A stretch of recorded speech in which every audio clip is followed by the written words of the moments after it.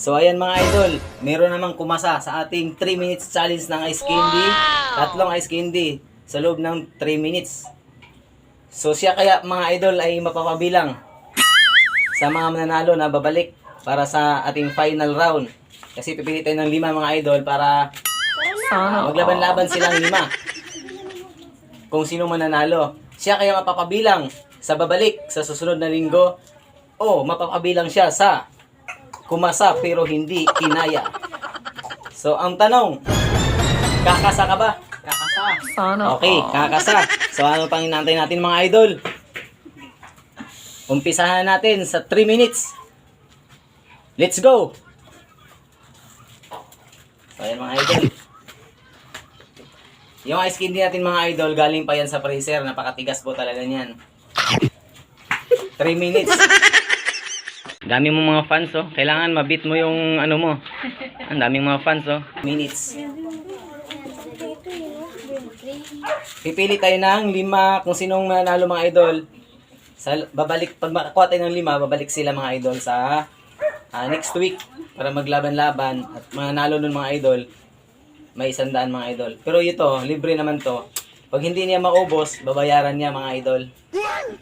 Joke lang. Kayang-kaya yung talaga.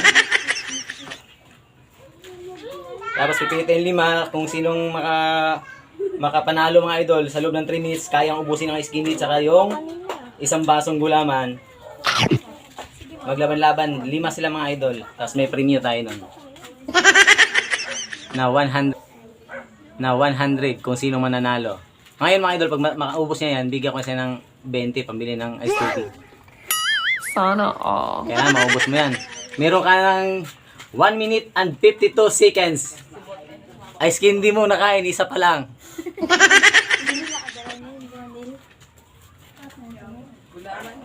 Isa na lang natin sa chocolate. Di pa na. Ataw Troy, marami kang fans. Sana all. Mag-crossfire ka muna Neil. Wow! Si Neil nga, hindi na kaya. Ikaw kaya?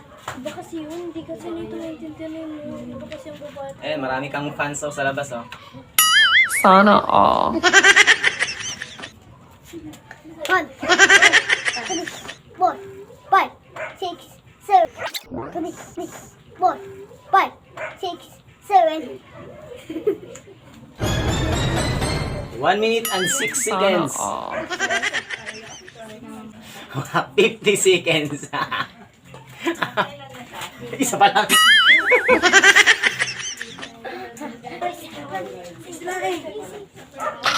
Ino ba no? Wow!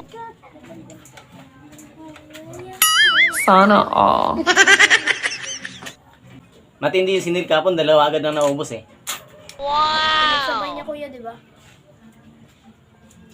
10. 8, Sana all. 7, 6, 5, 4, 3, 2, 1. Hindi kinaya mga idol. Hindi kinaya talaga.